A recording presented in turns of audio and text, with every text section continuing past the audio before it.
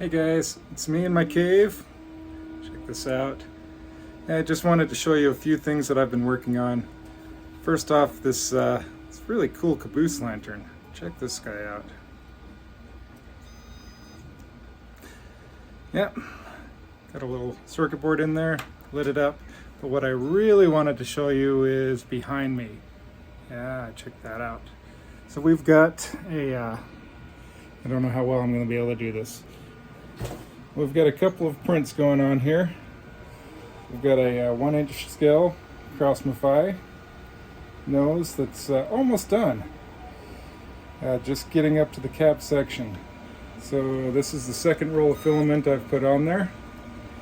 And yeah, we're almost done. Sorry for the bad videography.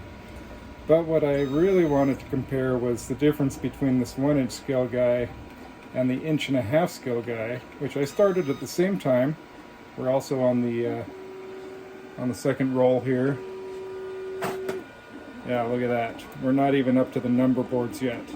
This is the second roll that I've put on there. We've got 2 more rolls to go before this thing's done. So, yeah, a few more days on that guy. Talk to you later.